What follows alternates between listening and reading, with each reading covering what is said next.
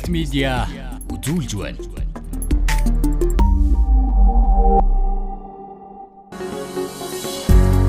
Бизнес өрөг нэвтрүүлэг ээлж дугаараа бүх найрамдах Хятад улсын нийслэл Бээжин хотоос бэлтгэлээ. Хятад улс бол дэлхийн хамгийн том, Монгол улстай хамгийн ойр зах зээл. Дэлхийн аль улс орнуудын бизнесүүд Хятадын зах зээл нэвтрхийг хичээж байна. Нэвтрүүлгийнхээ энэ удаагийн дугаараар Монгол улс Хятадын зах зээл гарах ямар боломж байна вэ сэдвийг хөндөж Монголын үндэсний худалдаа аж үйлдвэрийн тэнхимийн Бээжин дэх суурин төлөөлөгч U.Munguntsatsралыг онцолж ярилцлаа. Өнөөдрийн нэвтрүүлгийн зочин хөтлөгчөөр Бээжин дэх нэгдсэн үндэсний байгууллагын их түмэн санаачлахын ажлын албаны захирал Т.Өгөлдөр, бүх найрамдах Хятад улсын Ян Шан их сургуулийн Бизнесийн сургуулийн профессор Мин Хуа нар өргөдөж ярилцлаа. За сайн байна уу? Сайн ирсэн үү? Сайн явж ирлээ. За бидний урилгыг хүлээж авч нэвтрүүлэгт маань ярилцсан баярлалаа. Аха, би ч их халуун байгаа сте. Тий, амар халуун байна. Одоо энэ халуунд тэгэл нэвтрүүлгээ хоёлаа бичэндээ. За, таны ажил амжилттай юу? Бид сая танхимын удирдлагуудтайгаа Урug Монголоор нэлээ яваад ирсэн. Тэгээд одоо 9 сард нэг уулзалтанд бэлдээл байж байна да. Таны хувьд чинь энд одоо маш олон жил болж байна тийм ээ? Тий, ерөөхдөө олон жил. Сургуулаа төгсөөд тэгээд яг энэ ажиллаараа бол 3 жил. Тий, 3 жил рүү баг энэ иргэн болгож байна уу? Яг үндэ ер нь их юм сурж байна уу энэ газраас.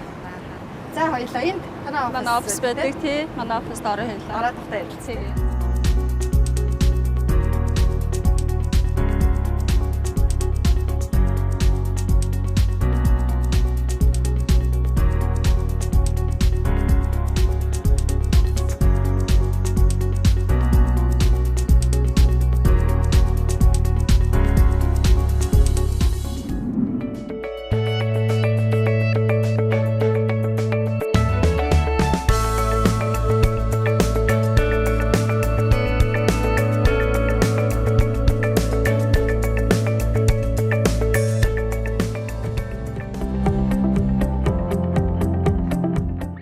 Монголын үндэсний худалдаа аж үйлдвэрийн тэнхим бол одоогоор нийтдээ бас 20 гаруй оронд төлөөлөгчийн газартай юм байна. За мэдээж төлөөлөгчийн газар бол тухайн орны бас бизнес зах зээлийн боломжийг хөгжүүлэх тийм зорилготой байж таараа. За таны хувьд Бээжин дэх төлөөлөгчөөр 3 дахь жилдээ ажиллаж байгаа юм байна. Тэгээд энэ хугацаанд бас Монгол Хятадын хоорондын бизнесийн харилцааг хөгжүүлсэн ямар ажлуудыг хийсэн бэ? Ер нь ямар хөрөнгө оруулалтуудыг татсан бэ? Талаар ярилцгаа эхлэе. Монголын үндэсний худалдаа аж үйлдвэрийн тэнхим дэлхийн 21 орнд төлөөлөгчтэй. За би бол Бээжинд албаасаар зөвшөөрлөө аваад 3 дахь жил рүү орж байгаа. Тэгээд миний ажлын гол үүрэг бол ерөнхийдөө Хятад Монголын эдийн засгийн худалдаа мембер компаниудаа үйлчлэх үүрэгтэй. Мэдээж хөрөнгө оруулалт татах. Монгол улсын хувьд бол Хятад улс бол маш чухал орн. Яагаад гэхээр бид нар бол хөрш орн. Манай улсын хувьд бол худалдааны бараг 86% Хятад улстай хийдэг. Тэгэхээр Хятад улсад үйл ажиллагаа явуулах хариуцлага бол нэлээ их. Сүүлийн 2 жил бол би ерөнхийдөө Хятад Монголын эдийн засгийн худалдаа энэ одоо бүхэл салбар нь яаж яваад байгааг нэлээ судалсан. Өөрийнхөө хэмжээнд өөрийнхөө хувийн шуумаар нэлээ судалсан. Тэгэхээр өнгөрсөн хугацаанд бол Хятад Монголын харилцаанд бол манай Урug Монгол хүмүүс бол маш их үүрэг гүйцэтгэсэн байлээ. Тэгэхээр одоо ингээд албаны платформ ажиллаад ирнэ гэдэг давуу тал нь юу гэхээр дандаа албаны мэдээлэл явдаг. Албанаар бүх мэдээллүүд очих газар очдог. Би тэр гүүр болоод ажиллаж байгаа. Хүн болго өөр гэсэн авсан мэдээллийнхаа дагуу хөрөнгө оруулалт хайгаа яваад байдаг юм шиг байгаа. Сүүлийн үед ерөөсөө манай Монголын бүх бизнесүүд одоо дотооддоо өрсөлдөж хандлаа. Дотоодын зах зээл маань бас их тэлэх боломж нь одоо хязгаартай тулчлаа. Тийм учраас ерөөсөө гадагшаа экспортоо илүү анхаарыг, гадаад зах зээл илүү хөгжүүлье. Гадагшаа гарч тоглоё гэсэн ийм бодлоготой болж байна. Гэхдээ манай монголчууд бас яг гарч байгаа бизнесүүд бол нэг цөөн хэдэн тооны байна. Гэхдээ яг бас ийм одоо юу гэдэг албан ёсны маш том далайцтайгаар одоогоор бас их гарч чадахгүй байгаа болов уу гэж хараад байна. Ер нь Хятадын зах зээл нэвтрэхийн тулд юун дээр илүү анхаарах хэрэгтэй юм бэ? Энд ажлыг аваад нэлээ олон хүмүүстэй аж ахуйн нэгжүүдэд үйлдвэрлэгчтэй уулзч байсан. Миний судалснаар ажигласнаар бол ер нь бол Хятад улсыг бол ганц Монгол биш дэлхийн маш олон орнууд Хятадын зах зээл хэрхэн орох уу гэж сонирхдог. Аль хэдийн тэд нар контентоо хийгээ явж байгаа, амжилттай явж байгаа. кейсүүд ч гэсэн маш их байгаа бусад орнуудын хувьд. Монгол улсын хувьд болохоор яг үүндээ шинэ байгаа. Монгол хүмүүс хятадд хэрхэн бараа бүтээгдэхүүнээ борлуулах вэ гэдэг дээр ерөнхийдөө бэлтгэл ажил тааруу гэж харсан. Бид нар бол манай танхимын зүгээс бол ерөнхийдөө аж ахуй нэгж үйлдвэрлэгчдаараа нэг үндэсний брендинг гэдэг бий болгоод тэрийг нэг системээр нэг одоо шугамар хятад улсын зах зээлд оруулах гэсэн төлөвлөгөөтэй ажиллаж байгаа. Гадаад хүмүүсийн айгүй том эндүүрлэн 1 миллиард 300 сая хүнд би юу зарах вэ гэж боддог. Гэтэл яг үнэндээ хятадын зах зээлийг бол бид нар 1% эзлэхэд хангалттай. Нэвтрүүлгийн хамтран ажиллагч Төрийн банк.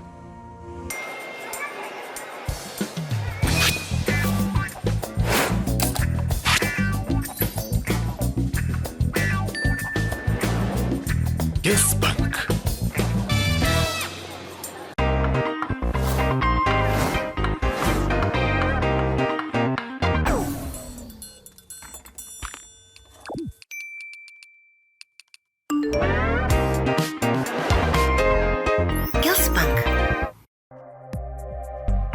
Нэвтрүүлгийн хамтран ажиллагч Сонон офисын тавилга.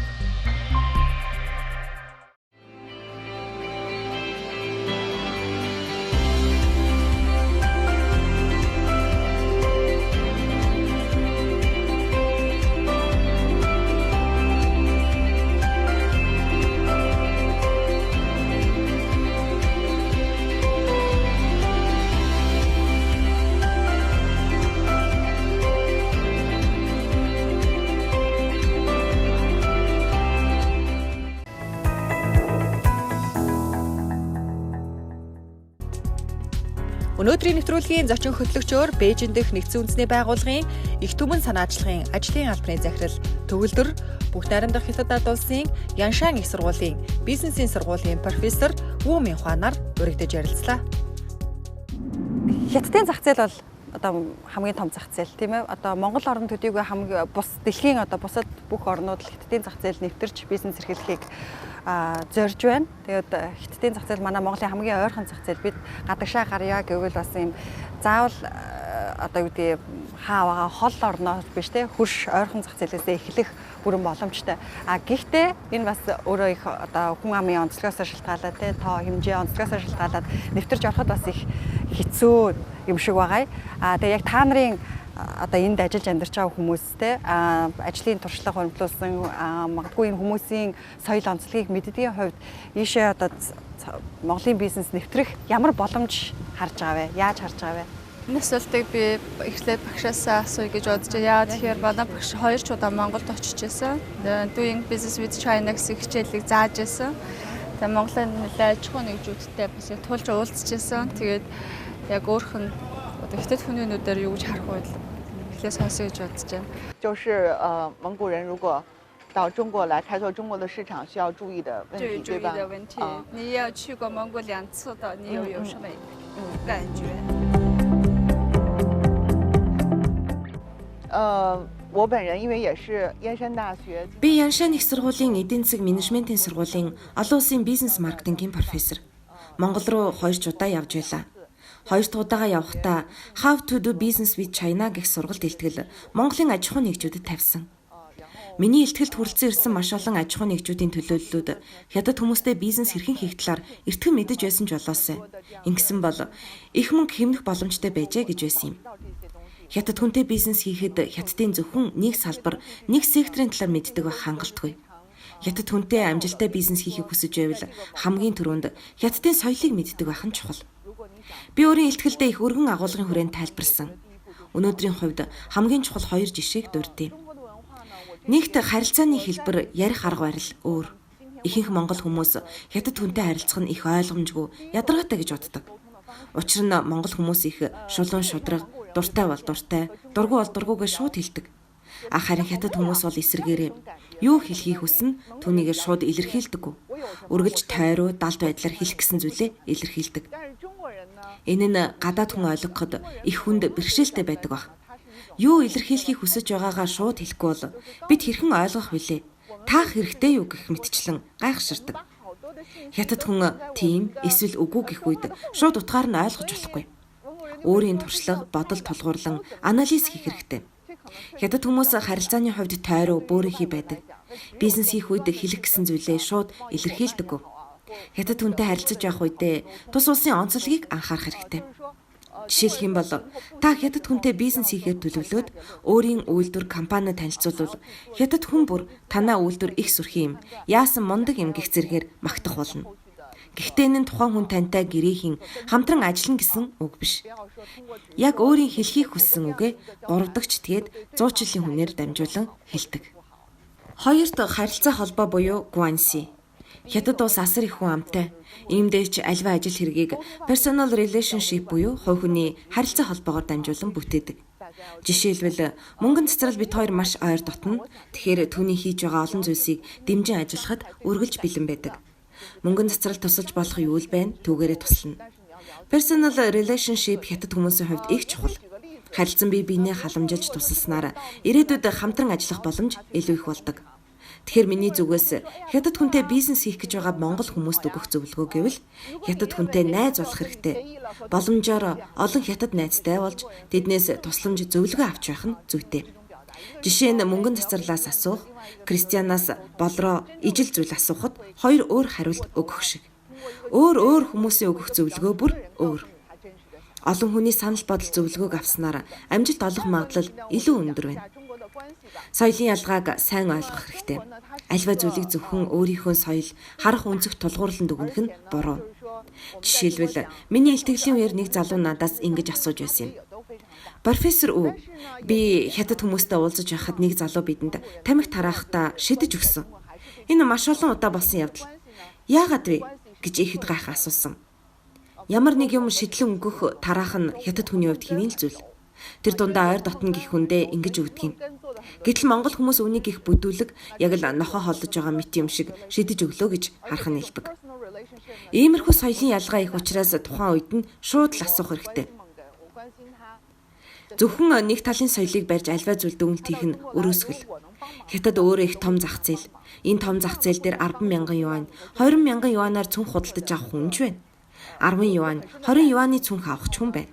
Тэгэхээр энэ том зах зээлд орохоор шийдсэн л бол зах зээлийн сегментээ зөв тодорхойлох нь их чухал юм. Хэдэн настай, ямар насны хүмүүс энэ бүтээгдэхүүнийг худалдаж авах, хотын хүмүүс зориулсан байх уу, хөдөөний хүмүүс тус бүтээгдэхүүнийг төлхөө хэрэглэх үү? Боловсролын төвшин, орлогын хэмжээ, хаана худалдаалах вэ гэх мэт олон зүйлийг бодолцох хэрэгтэй. Магадгүй монголчууд хятадууд их ядуу, эсвэл маш баян гэж дүгнэж болно. Хятадууд ядуу, эсвэл баян гэх тодтол аль нь ч зөв. Хятад өөрөө асар том улс. Иймээс миний бүтээгдэхүүнийг ямар төвшний хэрэглэхээ гэдгээ маш тодорхой болгоод хятадын зах зээлд орох нь чухал юм. Салбар бүрийн онцлог өөр учраас би ерөнхий байдлаар нь тайлбарлалаа. Ер нь бол боломж маш их байгаа. Жишээ нь манай Монголын үндэсний бүтээгдэхүүнүүдийн онцлог нь эко, натурал. Гэвч манайхан нөгөө олноор үйлдвэрлэж чадахгүй байгаа шүү байгаа. Ихээр тэгэхээр одоо хэдийгээр цөөхнөр үйлдвэрлэж байгаа ч гэсэндээ тэрийг брэнд болох хэрэгтэй байна.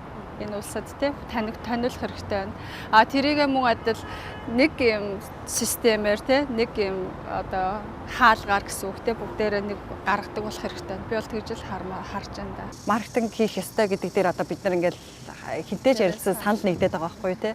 Жишээлбэл тэгвэл эрийг яаж ингэж энгийнээр одоо магадгүй ингээд маркетинг хийх нь амар том зардлаар бодож иж магадгүй тий. Айгүй энгийн байдлаар яаж хийх боломжтой харагдаж байна. Яг ингээд тухайн салбарын экспонер очихоор бүх төрлийн юм байна. Үйлчилгээ нь байна, жуулчлал нь байна, тийм ээ, хагас боловсруулсан бүтээгдэхүүн нь байна. Эцсийн бүтээгдэхүүн ч байна. Эцсийн бүтээгдэхүүнийг хөрвүүлж өгдөг үйлчилгээ нь ч байна, тийм ээ. Үйлчилгээний салбар нь дагаж орж иж байна, тийм ээ. Одоо бараг л одоо тэрийг үйлдвэрлэж байгаа үйлдвэрийг зориулсан нөгөө үдийн хоолны сервис хүртэл ингээд явж байгаа байхгүй тийм ээ. Гэдэг чинь одоо тэгж төрөлжүүлэх хэрэгтэй юм шиг байна л да. Тэгэхээр нөгөө бид нэр одоо цогц байдлаар нэгдэж цогц байдлаар хийх хэрэгтэй гэж үү? Цогц байдлаар нэгдэх гэх юм уу? Тухайн индастри гэж ярьдаг тухайн салбар, нэхмэлийн салбар, тийм ээ. Гэдэг ярихаар чинь тэгэл бид нар нэхмэлэхээр л ерөөсөө нөгөө малын ноос ноолор энэ нэг ойдлчин тэгээд тааш гаргаж ингэж бодох. Тэр дунд чинь зөндөө юм байгаа байхгүй тийм ээ. Ийм байдлаар л очих зүйтэй юм шүү. Яг экспо гэж ярих юм бол яг тэр индастри экспо гэх юм бол яг Монголын жижигхэн бүүс байдаг гэж бодоход л тэр дотор ороход л тийм түүхийдээс авах бол үйлчилгээ, маркетинг, эсвэл одоо өөрийнхөө шошгоо тавихгүйгээр Тэгээд ихгүй бүгдээр ингээд 10 компани очиод 10 ширхэг биелээ тавиад ингээд за өрсөлдүүлчих яаж байгаа юм шиг тийм ээ. Ойлгомжгүй байдаг л бахал та. Үйлдвэрлэгчид маань гадаад харилцааны салбар аягүй сайн ингээд бэлдэх ёстой. Одоо айл орн руу гарах гэж байгаа тий. Тэр хөөс орн зориулсан тийм боловсруучнаар бэлдээд тэгээ яг тэгээд одоо бизнес төлөвлөгөөгөө гаргаад тэгээд өөрийнхөө хүчин чадлыг тооцоолоод тэгээд ажиллах боломж байгаа даа байхгүй. Тэгээд ерөөсөл байнга л ингээд нэтворкод одоо өргөсгөөл, байнга л анхаарал тавиал, байнга л минь тустай байх хэрэгтэй гэдэг. Харин нэг үеэ бодвол давуу тал нь экспорт маш сайн оролцдог болсон юм шиг байна тийм ээ. Болцсон байна манайхан. Тэгээд одоо харин яаж үр дүнтэй оролцох вэ? Одоо тэр экспогоос олж авсан тэр харилцаагаа яаж цааш нь үргэлжлүүлж хөгжүүлэх вэ? Эсвэл тусдаа ингээд нөгөө түрүүний хэлдэг шиг нэг бэлээ авчираад экспорт оролцох юм уу? Нэгдсэн маркетингаа хийгээд экспорт оролцох уу гэдэг чинь бол одоо дараагийн асуудал болж байгаа шиг байна. Тэгээ үргэлжлүүлээд асуухаар ер нь ямар бизнес энд их боломж байна вэ хятадд? Одоо манайд бол сая сүүлийн үед бас манай нэвтрүүлэгт юуны финтек бизнесүүд бас нэлээд орлоо л да. Тэгээд Япон гадаадаас хөрөнгө оруулалт татаад байна. Жишээ нь хятадын хөрөнгө оруулагч нар манай Монголын финтек ч юм уу технологийн бизнесийг сонирхдаггүй. Ер нь ойрын хугацаанд ямар бизнесийг илүү сонирхож байгаа хандлага анзаарэгддэг вэ? Хөрөнгө оруулагч нартай уулзж байхад Хятад улс интернет гар утасны интернет сүлжээний хөгжлөөрөө дэлхийд тэргүүлэх улсуудын нэг гэж харж байна. Захин бизнесийн салбар ихэд түгэн дэлгэрч байгаа. Та бүгдийн сайн мэддэгчлэн Alibaba группийн үүсгэн байгуулагч Jack Ma бол үүний нэг тод жишээ. Тэрээр захин бизнесээр илүү олон хэрэглэгчдийг, илүү олон бизнесийн хүмүүсийг хооронд нь холбон, жижиг дунд үйлдвэрлэгчдийг маш их шинэ боломжоор хангаж байгаа. Энэхүү захин бизнесийн хэв маягийг Монголд нэвтрүүлэн хэрэгжүүлээсэ гэж би боддог. Гэвч Монголын хувьд захин бизнес хийхэд хэд хэдэн зүйл дээр анхаарах хэрэгтэй. Жишээлбэл логистик тээврийн асуудлыг шийдэх хэрэгтэй. Далайцтайгаар захин бизнес хийж эхэлсэн Taobao, Tianmao, Jingdong зэрэг хэд хэдэн том компаниуд Хятадд бий. Энэ том платформ нь аль хэдийн хятадын захин бизнесийн зах зээлийг эзэлсэн учраас адилхан бизнес эрхэлдэг компаниуд зах зээлийн боломж төдийлөн үлдээгүй баг. Харин иймэрхүү том платформоос илүүтэй илүү мэрэгсэн нарийн захин бизнесүүд дэлгэрч байна. Жишээлбэл хятадын их хотын буюу амжиргааны түвшин арай дээгүүр залуучууд U.Munguntsatsral Ян Шан гэх платформоор дамжуулан онлайн худалдаа авалт хийж байгаа. Хүмүүс Taobao, Alibaba зэрэг онлайн дэлгүүрийн платформ нь хялбар цаг хэмнэдэг гэж ярьдаг.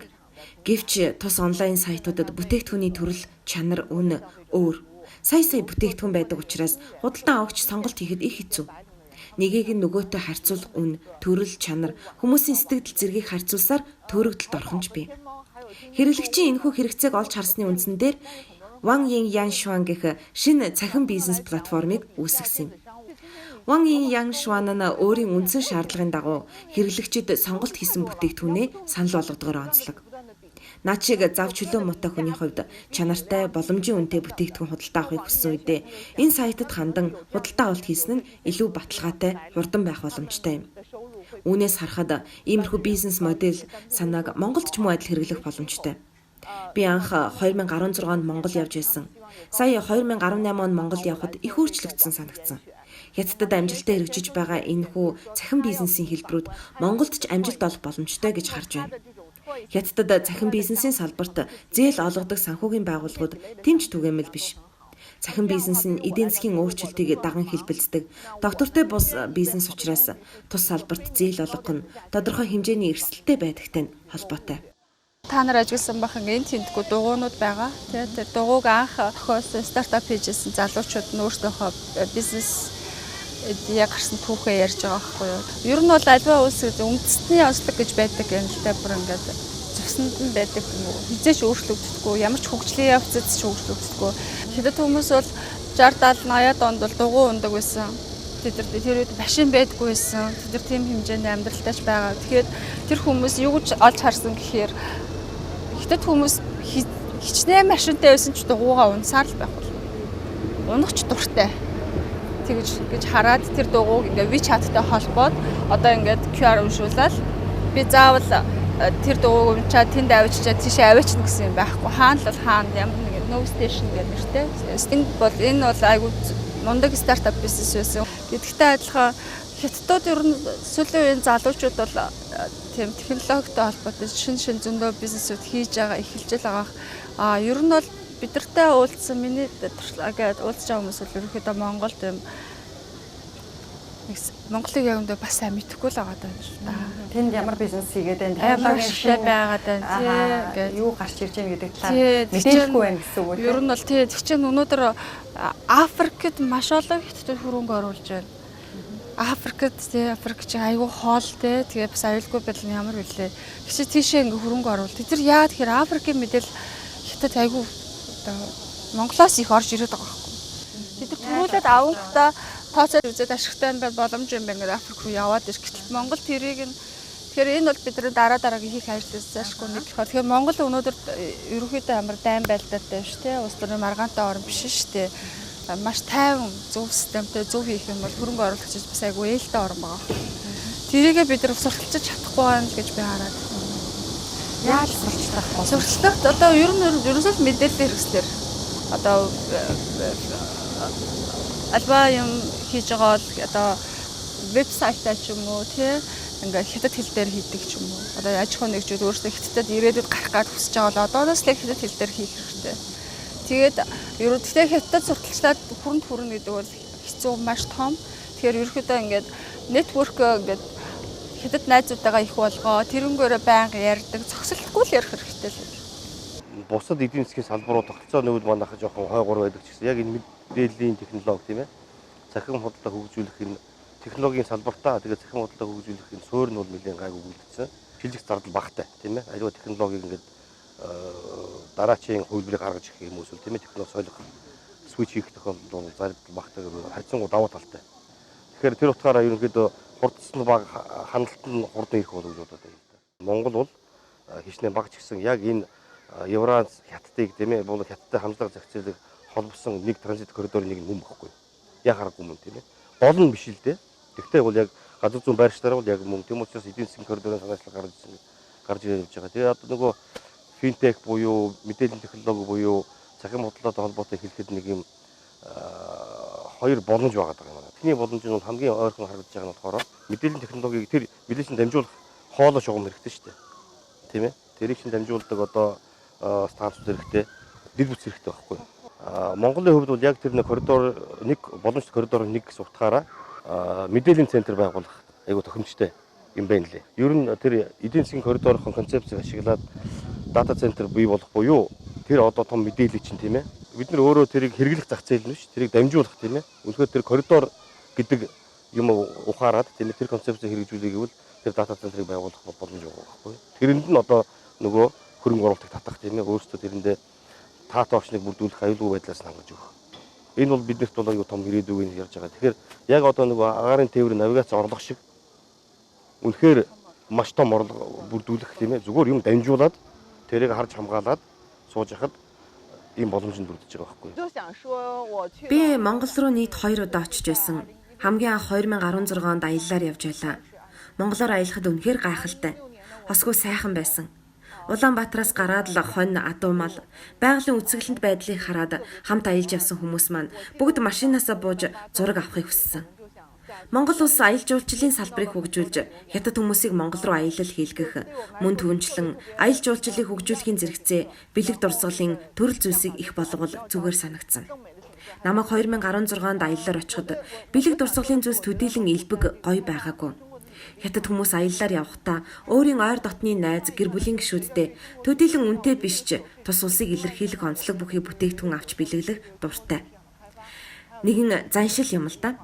Монголд тухайн улсын гих жижиг чихэр онцлог бэлэг дурсгалын зүйл жаахан бага санагдсан.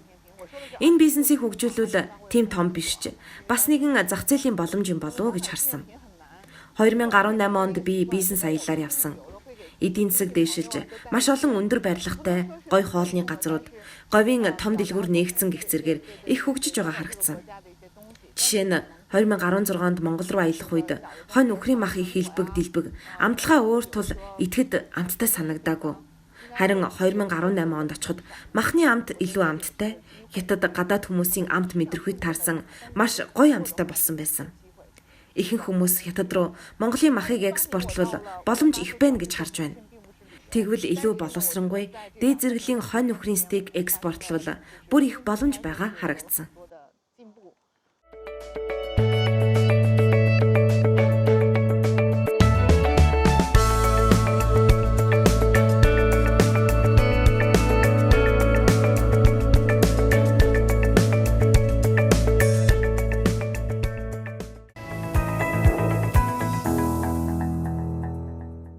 Одоогор манайхан бол за монсынхан бол гарч байгаа юм байлээ. За очир тагнаас нүүрсийг тооцоолж штэ тийм ээ. Гээд ер нь компаниуд бол ингээ багаар ч гэсэн гарч байгаа юм байна. Энэ одоо зах зээлийг те илүү томруулахын тулд мэдээж манай одоо хүчин чадал гэх юм уу тийм ээ. Одоо тийм сайн хангах боломж бага ч гэсэн энэ зах зээлээ нэвтэрч байгаа одоо гаргаж байгаа зах зээлээ илүү томруулахын тулд ер нь нэгдсэн бодлого хэрэгтэй гэж сүүлийн үед их маш их ярьж байна л да. Тэгэхээр ерөөсөө компаниуд хоорондоо нэгдэж наашаа гарах ёстой юм уу? Нэгдсэн бодлогоор энэ одоо зах зээл рүү илүү төвлөрч хөгжүүлэх ёстой юм уу? Аливаа худалдааны эргэлт хийхэд бол төрийн бодлого маш чухал. Жишээ нь хил галийн зохицуулалт байна. Татварын хөнгөлтүүд байна гэд энэ бүгдийг хоёр улсын зүгээс аягүй сайн ярилцж агаад бизнес эрхлэгчдэд дэмжсэн бодлого явж иж амжилттай явдаг юм байлээ. Ямар нэгэн Монголын гэсэн нэг брэнд гаргаад одоо Монгол бол өнөөдөр уул уурхаас гадна ноос ноолуур байна тий. Одоо эко бүтээгдэхүүн байна. Өөрөг гэсэн давуу талтай тэрийгээ илүү тод гаргаад тэрийгээ брэнд болгоод тэрийгээ брендинг үндэсний брендинг болгоод тэгээд тэр яг бизнесийн зарчмаар л явах хэрэгтэй.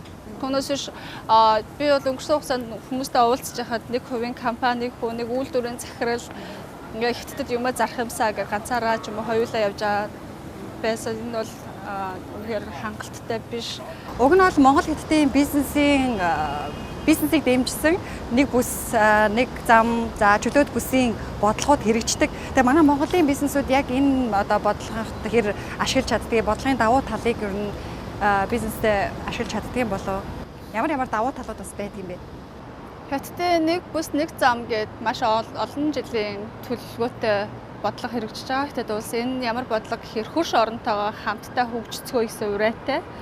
Энэ тэгэхээр олон чөлөөт бүсүүдийг нээж байгаа. Энэ нэг бүс нэг зам зориулж өнөөдрийн байдлаар нэг бүс нэг замыг хүрээнд өдрийн харснаар бол Монгол бол тийм идэвхтэй оролцдоггүй мэн гэж харсан. Бусад одоо Казахстан, Станы орнууд тий зүүн өмнөд Азиуд өнөөдөр нэг бүс нэг зам гэсэн хятадын том бодлогыг туршиж одоо эдийн засгт маш том эргэлт хийж байна. Манайхан одоо энийг идэвхтэй оролцохгүй байгаа нь мэдэхгүй байгаагийнх уу одоо оролцсноороо бас ингээд ямар нэгэн хүндрэл ингээд нэг шатараалсан хүлээлт үүснэ гэсэн. Ер нь бол нэг бүс нэг замыг бол энэ хятад улс бол аль биесээр зарлалсан дэлхийд даяар тэрийг бол хэрэгжүүлдэг агентлаг хятадын хөгжил шинжилгээний хороо гэж байгаа. Тэгэхээр манай засгийн газар ч юм уу манай ер нь бол Монгол улс худалдааны яамгүйтэй бас би холбоотой болов гэж би хардаг. Одоо яг худалдаагаа тагнасан яамгүй учраас тийш тэр нэг бүс нэг хэрэгжүүлж байгаа агентлаг руу хандаж чад ойлголцохгүй байгаа асуудал байдаг юм болов гэж би харж байгаа. Тэгэхээр хэрвээ яг идэвхтэй байвал би яг бизнес ер нь ямар өгөөжтэй вэ?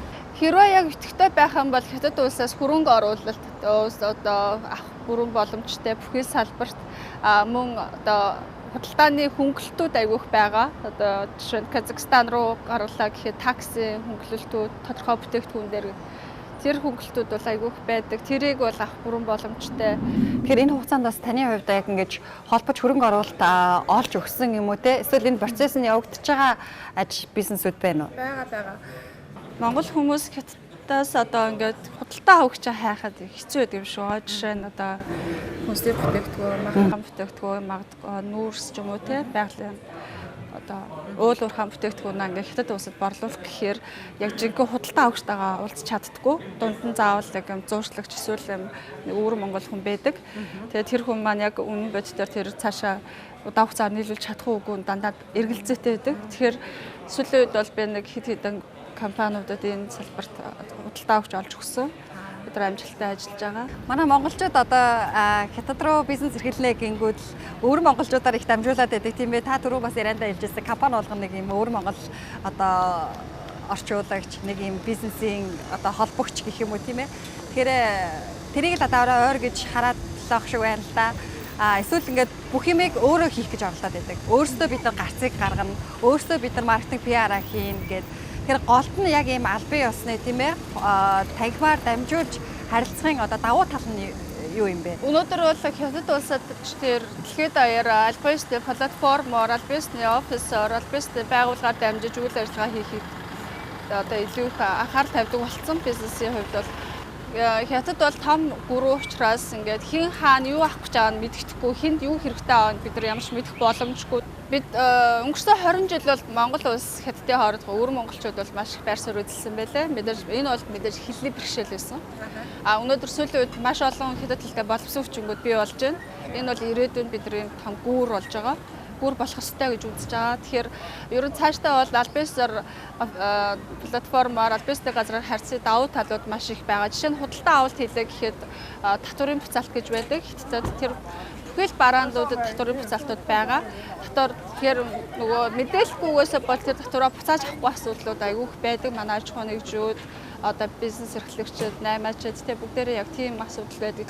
Манай монголчууд хятад хүмүүс хятадын зах зээл гингүүд одоо аль 10 20 жилийн өмнөх хятадууд ч гэдэм үү те тэр байдлаар одоо нөгөө хучаач гэдэм үү нэг тийм ойлголттойгоор төсөөлөд байдаг. Гэхдээ одоо ерөөсөө дэлхий маш хурдтай өөрчлөгдөж хөгжиж байна. Үүнийг дагаад бас хятадд бизнес хийх соёл одоо арга барил ч гэдэг юм уу бас өөрчлөгдөж байгаа. Хятад хүмүүс өөрсдөө бас өөрчлөгдөж байгаа. Бизнесийн соёл нь бас өөрчлөгдөж хөгжиж байгаа. Ер нь ямар болж байгаа вэ? Одоогоор бол хятад улсыг хоёр түвшинд ангилж байгаа. Хөгжсөн, хөгжиж буй гэсэн. Тэгэхээр Бээжин, Шанхай, Гуанчжоу, Шэньчжэн гэсэн хотууд бол хөгжсөн хятад гэж ярьж байгаа. Тэгэхээр эдгээр ажиллах, амьдрах, бизнес хандж байгаа хандлага нь бол шал өөр болсон. Жишээ нь бизнесийн янз бүрийн ажил бүтээх янз бүрийн соёлууд бас байдаг юм шиг тийм хөрөнгө оруулагч нар олцоод ажил бүтээхтэй тийм үү ямархуу соёлууд нь илүү түгээмэл байдаг вэ бизнес дээр? Хятад хүмүүс бол хоолнд их анхаарал тавьдаг хүмүүс. Та ер нь бол хятад ирж байсан бизнес хийж байгаа хүмүүс бол аягүй сайн мэдж байгаа. Хятад хүмүүстэй уулзахаар хоол гэдэг.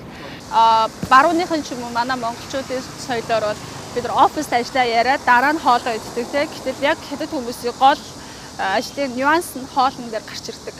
Таны хувьд өөрөө одоо яг энд байгаа тийм хөрөнгө оруулагчдыг Монголын одоо янз бүрийн төслүүдэд хөрөнгө оруулах сонирхолтой хөрөнгө оруулагчдыг яаж олох вэ? Хятадын худалдааны хороор дамжиж бид нар мэдээлэл өгдөг. Тэр бол хятадын маш том нэтворк. Юу гэхээр хятадын худалдааны яамны харьяа ажилтдаг гүйцэтгэгч байгууллага гэж явдаг. Тэдэрт бол ямар салбарт хүн хэрэгтэй тэдэрт бэлэн байж идэг. Тэгэхээр би яг тэр бишмаараа л олж харсан. Хятад улсаар эхлэлтэй дэлхийн бүх орнтой харилцах бүрэн боломжтой олчлоо.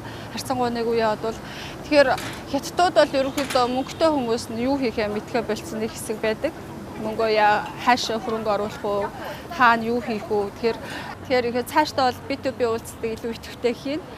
За таны хувьд өөрөө бакалавра энд хятадд төгссөн байлаа, сургуулаа төгссөн байлаа. Тэгээд та ямар боломжийг хараад сургуулийн бизнес рүү орсон бэ? Өөрөө бол яг сургуулийн бизнес дээр тасралтгүй 12 жил тууштай ажиллаж байгаа шүү дээ, тийм ээ? Би оюутан багтаа нэг орчуулга хийжсэн. Тэгээд Тэнжин хотод явжсэн нэг олон улсын оюутан солилцоод хятад оюутнуудыг шинэ Зеланд руу явуулна гэсэн юм экспо, education expo болж ирсэн. Тэрэнд орчоод ийм гоё юм байдаг юм байна.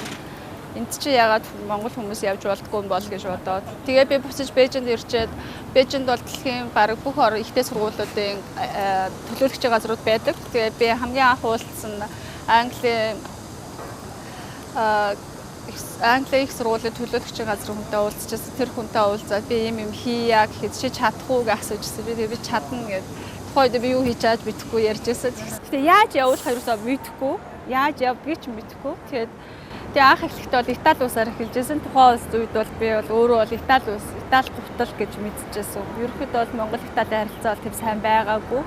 Тэгээд би очиод энэ ажлаа эхлүүлээд явж байхад бол миний бодсон шиг тийм амар байгаагүй.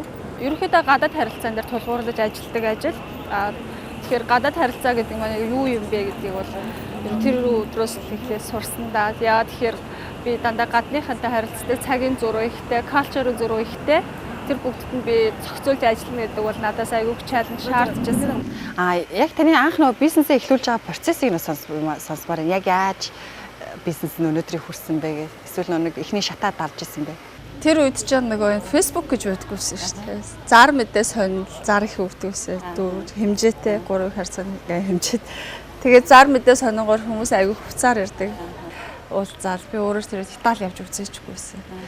Тэгээ аюур зөрөгтэйгээ яриад яг л явцсан юм шиг л ярьдаг. Авир зоригтой одоо бодоход авир зоригтой чамдаан дөрөв виз барайл. Италич Монгол улсад байдаггүй байсан. Тэгээд жилд би нэг 40-50 оюутан 60 оюутан авдаг. Хичнээн оюутнууд явсан гэлээ. Ерөнхийдөө 560 оюутан явсан байгаа. Яг альбисоор тэгээд нэг үе бодвол хүмүүс сургуулаа төгсөе, дарийнхаа карьерийг хөөе гэж боддог болсон байна. Анх явуулж байхад бол Европын виз авъя гэдэг ч юм уу. Өөр бодолтой байдаг байсан байж магадгүй. Тэгээ одоо л тийм биш болсон. Одоо болохоор аягүй сайн сурч ирээ ахаа дарийнхаа сургуулийг эсвэл ажлын байраа бэлдээ, эсвэл бизнес эхлүүлээ гэдэг тийм хүсэлт олцсон байна. Оюутнууд маш олноороо сурж ийн гэж. Тэгээд төгсөөд ажлын байр эндээ бас ажиллаж одоо дадлагдчих боломж бас байдаг юм болов уу? Сая 2019 оны 8 сарын 1-ээс эхлээд хятад улс гадаад оюутнуудыг ажиллах төгсөх юм бол ажиллах виз олгодог болсон. Ер нь бол хятад улсад working visa авах тийм амар биш байсан урд нь. Учир нь гэх юм бол Бээжин хот маань 2032 он хүртэлх төлөвлөгөө нь дэлхийн метрополитен хот болно гэсэн төлөвлөгөөтэй. Тэгэхээр гадны маш олон мундаг залуучууд боловсон хүчтийг одоо тавтай морил гэсэн ураатай сайн 8 сарын 1-ээс аль биесээр эхэлчлээ.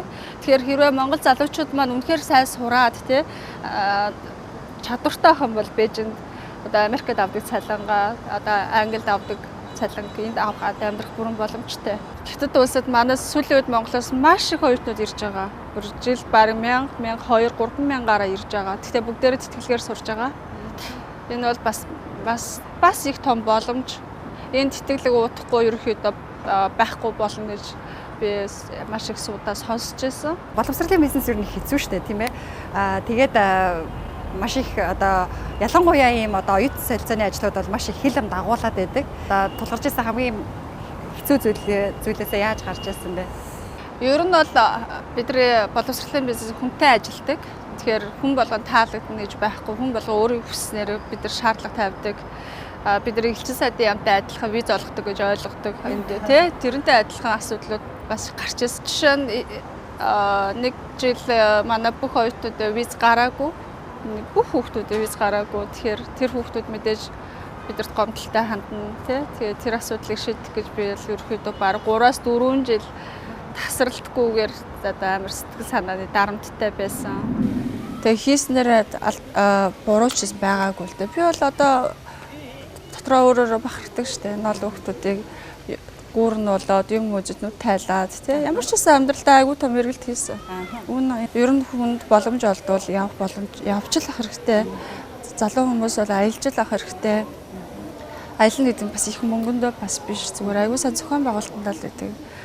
Ер нь л Хятадд төгсчөөд тэгээд Хонконг сурч ирсэн л гэсэн, Австрал сурч ирсэн л гэсэн. Ер нь маш их аялд юм байна. Маш их явж сурдсан юм байна тийм ээ. Эмэгтэй хүнд чинь бас ингээм амьдралд яг тийм боломжийг гаргах бас их хэцүү байгаад байдаг шүү дээ. Энэ боломжийг яг өөртөө бас ямар зорилгоор гаргаад байдгийг. Мэдээж явахын давуу тал бол маш олон байгаа л да. Би 2013 онд Хонконгд сурсан нэг жил мэргэжилтэй дэвшлэл курсээ сурж ирсэн. Тэгээ би бол Хятад сурсны дараа Хонконг руу явсан. Тэгээд маш хурдтай. Би Хонконгд байхдаа боловсралгүй хүн өнөөдөр хинч биш юм байна гэдгийг бол хатуу ойлгосон. Мэдээж англи хэл сурах хэрэгтэй байна гэдгийг өөрөө бүр аягүй сайн ойлгосон. Тэгээд би дараа шилэн Австрали явсан. Тэгээд мэдээж улс болгон өөрөнгө гэсэн онцлогтой, өөрөнгө гэсэн давуу талтай. Тэгээд мэдээж би хийж байгаа орнууд миний хувийн бизнес маань гадагшаа оюутан явуулдаг. Хийж байгаа орнууд дээр очиж үзье гэсэн төлөвлөгөөтэй анх явж ирсэн. Тэрнийхээ дагуу өөрөө бас давхар сурыг гээд ерөнхийдөө өөрийнхөө боловсролд нэлээ хөрөнгө оруулъя, дэлхийн ертөнцтэй танилцъя. Тэгээ дараа нь өөр юм ажиллаа хийдаа гэж бодсон. Тэгээд энэ бүх боломж маань ерөнхийдөө мэдээж би ганцаараа мундаг дээр бүгдийг хийгээд яваад байгаа юм биш. Сайн түнштэй, сайн хантай, сайн хүмүүсээр хүрээлүүлсэн байгаа. Тэгээд тэгээ мэдээж нэлээ золиос гарч ирсэн. Одоо ингээ эргээ харахад. Гэтэ одоо л дөнгөж эхэлж байна.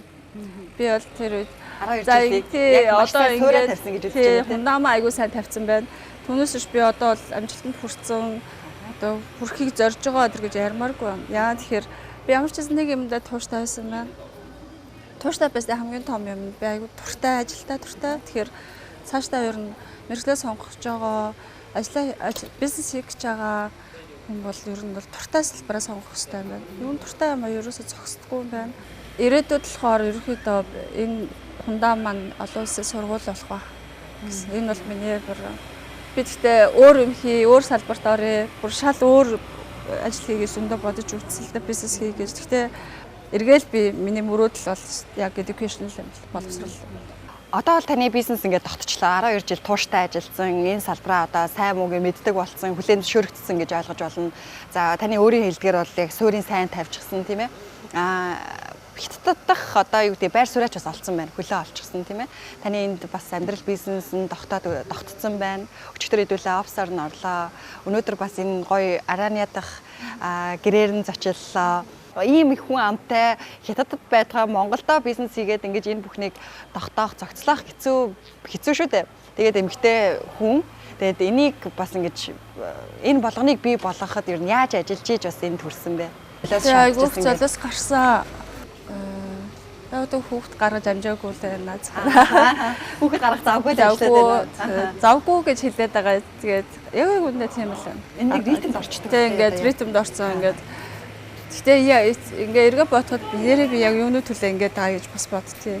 Тэгсэрнээ зогсож чадахгүй байгаа шүү. Тэгэхээр одоо 24 дэх хэсэг чинь ерөнхийдөө би шоуддаггүй тэг ингээ гадуур тэндгүү. Айгүйх офста би офс айгүй цэвэрлэх дуртай. Би офс цэвэрлээ. Би бол офс 2 дахь гэр гэдэгт дандаа боддог. Офс хүн тавтай байх хэвээр, офсоо гоё байх хэвээр, тэгээд цэвэрхэн байх хэвээр. Цэвэрхэн газар мөнгө ордог, тий, цэвэрхэн газар хүн тогтдог гэдэг. Ер нь бол би ингээд одоо өөртөө чөлөө цаг айгу баг гаргасан юм билэ. Ингээд бодоход тас тэгэл ажиллаа л тэгээд энэ бүгдэл үр дүн бахтаа одоо ингээд сууж байгаа. Тий, тэгээд яг өнөөдөр эхлүүл бас ийм боломж олдохгүйсэн. Магадгүй эрт ихэсэндээ өнөөдрийн төвшөнд очсон л байгаа. Яг үнэ. Одоо би бодоход түрүүжлээс айгуух бодогддог болчиход байна. Дөнгөж юм эхэлж штэ гэж. Би болохоор болцсон байна, болох гэж байна. Одоо удахгүй гэж бодоод идэв. Үгүй яг одоо л эхэлчихэ. Тэгэхээр ер нь аливаа бизнес ер нь бол 10 жилийн дараа л учир нь олддог юм байна.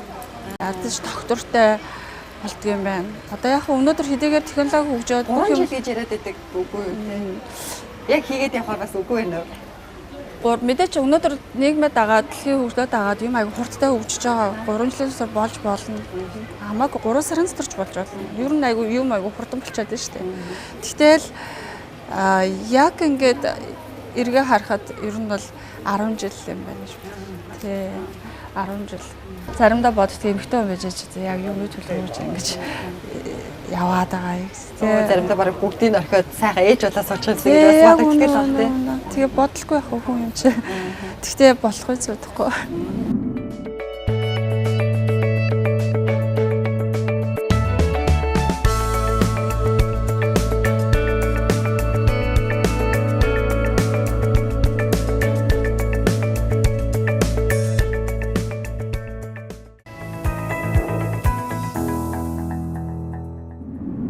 За ерөөхдөө нөө сүүлийн асуултаа нөө хувь хүн рүү чиглэсэн асуултаа асууя.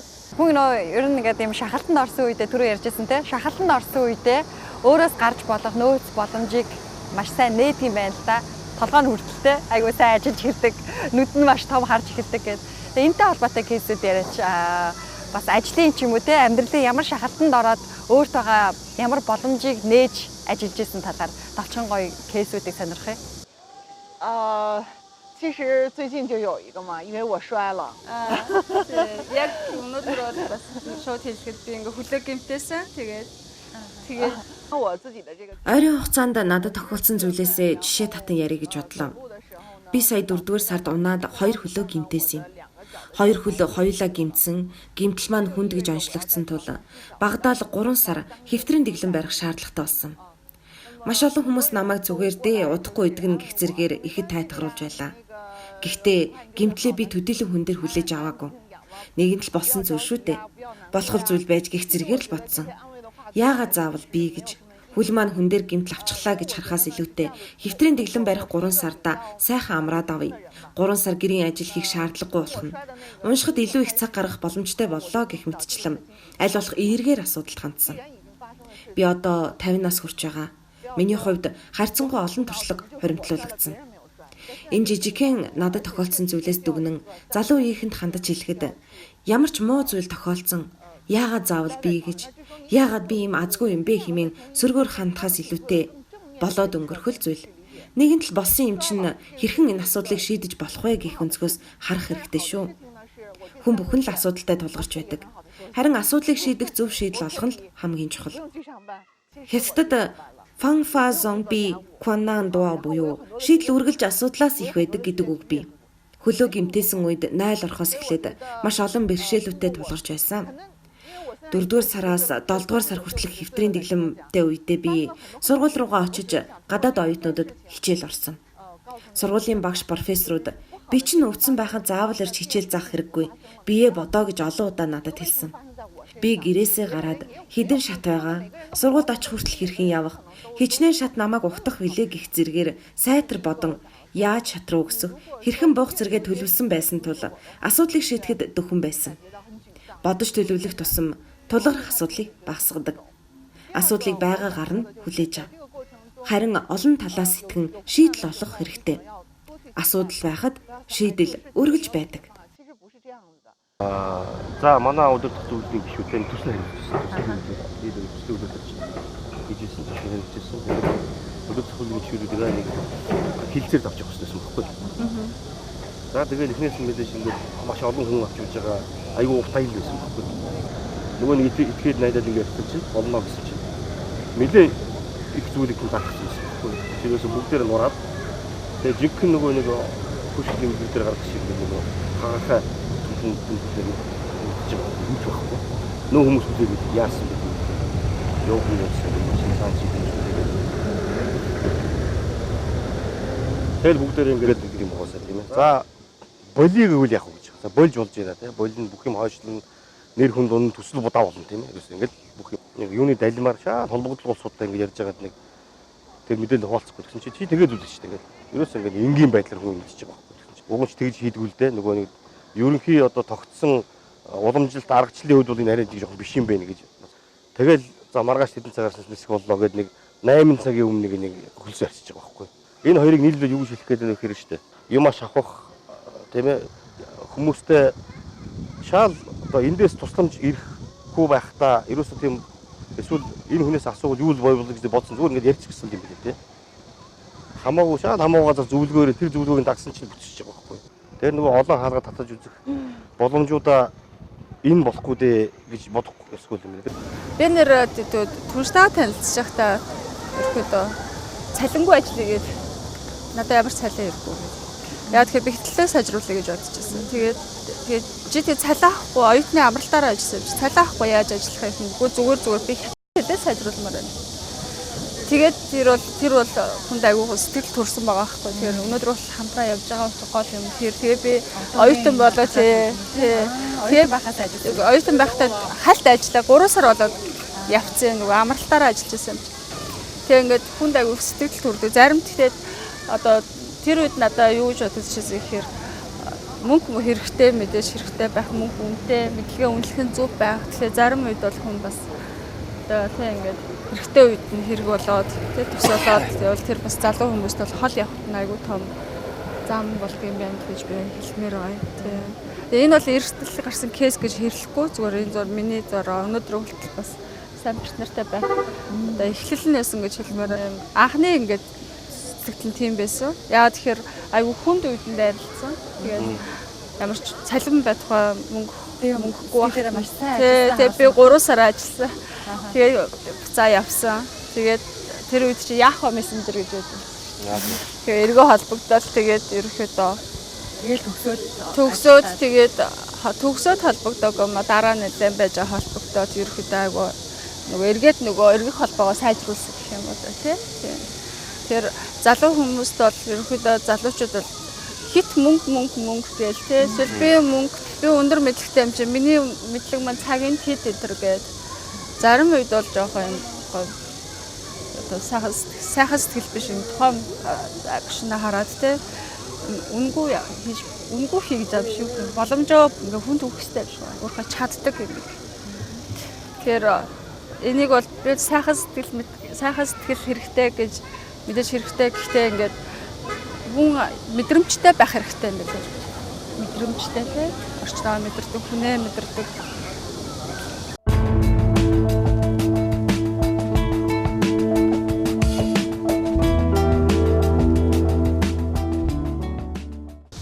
Өглөө 6 цагт өнгөрөө босоод ороо 10 үед унтдаг. Бээжинд амьдардаг болохоор яг эдний амьдралын хэмнэлт ийм байдаг. Маш хурдтай, эрт босож олон амжуулах шаардлагатай байдаг. Цагаа зөв хуваарлах. Бээжин маш том хот. Тэгэхээр цагаа зөв хуваарлахгүй бол ер нь бол өдөрт нэг ажил юм уу, хоёр ажил амжина гэж бараг л байхгүй дээ. Ерөнхийдөө тэмдэглэлийн зэвсэр дээр маш хөдөлдөг. Тэмдэглэлийн зэвсэр дээр тэдэн цагаас цэгийн ингэн тэдэн цаг дуусгах гэдэг бүх юм цагтай. Тэрний дагуу ажилладаг. Хамгийн сүүлд хятадын стратеги ном уншиж байгаа. Японы хэлнээс монгол хэлээр орчуулагдсан ном байлаа. Тэгээд хятадын сүүлийн үеийн хөгжлийн хятад улсын стратегийн бодлогыг маш дэлгэрэнгүй гаргасан ном байлаа. Тэрнийг уншиж байгаа. Хамгийн сүүлд 2013-аас 15 онд хятадд Ян Шан их сургуулийн MBA англи хэлээр сурсан байгаа. Тэгээд за богино хугацааны сургалт гэвэл 2018 онд 14 хоног маркетингийн сургалтанд Бээжин хамрагдсан. Skydiving хийх гэж бодсон. Яа тэгэхээр би өндрөөс аягүй айдаг. Тэгэхээр skydiving хийж өндрөөс айцаа дармаар санагддаг. Yes, good. Өөртөө орсон хамгийн том хөрөнгө оруулалт гэх юм бол боловсрал гэж бодож байна. Уусаа боловсрал бол хувь хүний хувьд аягүй чухал зүйл. Тэгэхээр тэрэнд би нэлээдгүй хөрөнгө оруулсан.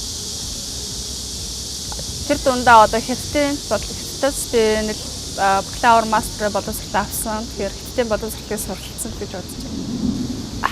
Англи хэлнийхээ төвшинг ерөнхийдөө хятад хэл шигээ төвшин тавьчмаар санагдаад байна. Ер нь бол англи хэлийг аягүй өрчмтэй сайн сурах гэж бод. Одоо байгаас илүү сайн болохыг хүсэж байгаа. Цаг гаргаад энийг илүү сайжруулах гэж бодож байгаа.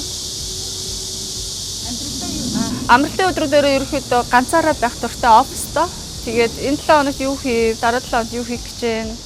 Хамгийн яаралтай байгаа асуудлууд мань юу байгаа вэ гэдэг. Тэрэн дээр нэлээ анадаас их дуртай амралтын өдрүүдээр мэдээж шопинг гэтэл явах те гадуур явах.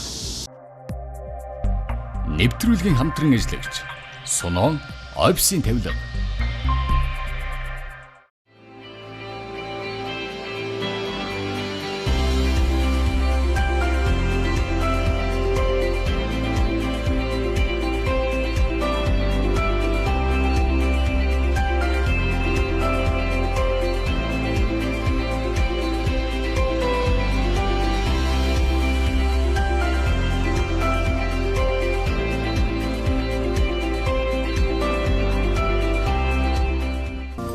Нэвтрүүлгийн хамтран ажиллагч Төрийн банк.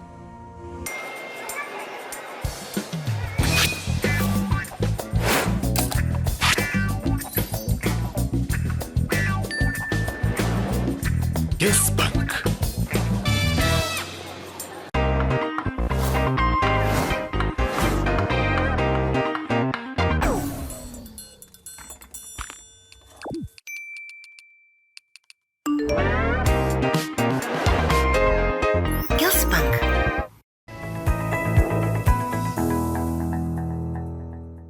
Одоо таны хувьд ингээд нөгөө хятадуудтай маш олон жил ажилласан. Тэгээд бас нэг худалдаа аж үйлдвэрийн танхимын Бээжинд төлөөлөгчийг хийж байгаагийн хувьд бас ингээд хятадыг Монголын бизнестэй яаж холбочих вэ гэсэн ийм төлөвлөгөөтэйгээр ажиллаж байгаа вэ?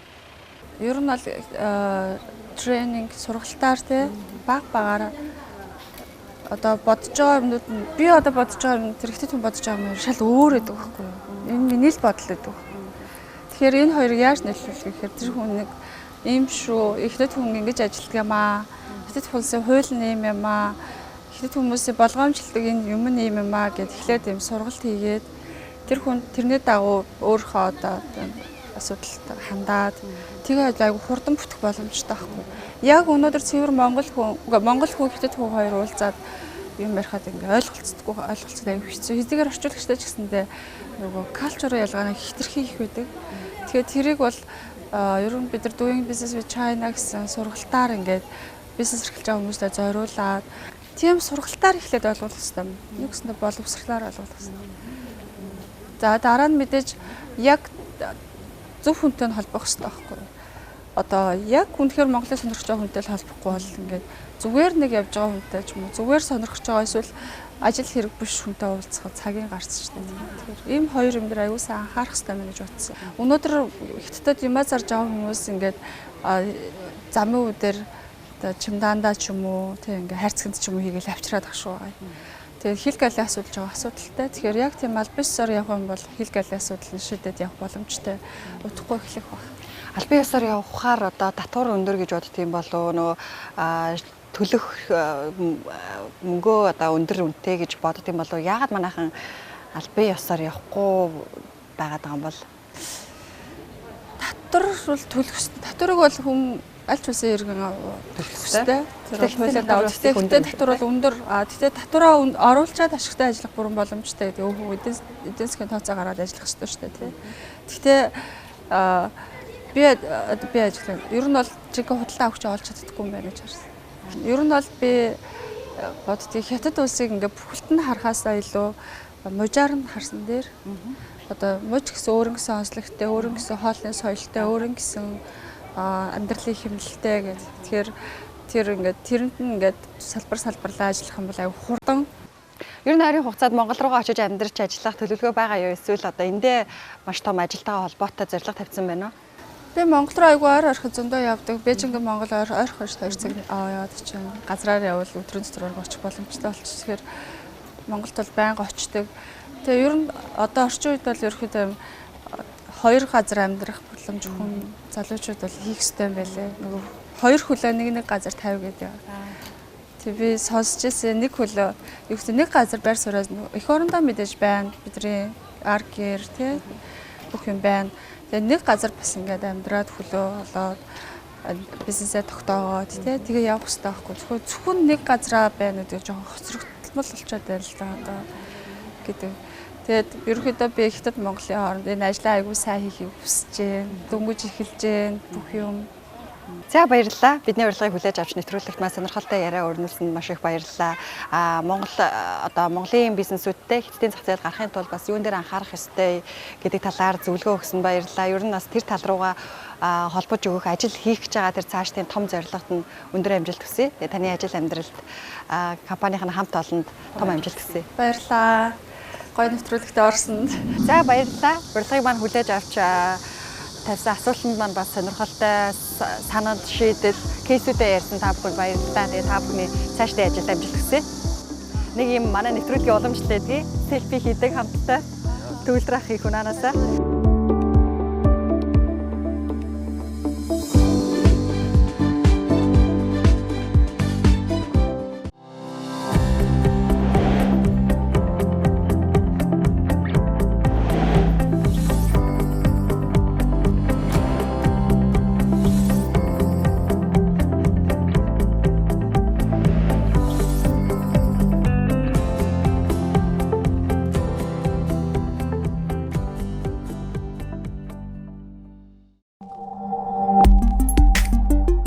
Агнист медиа үзүүлж байна.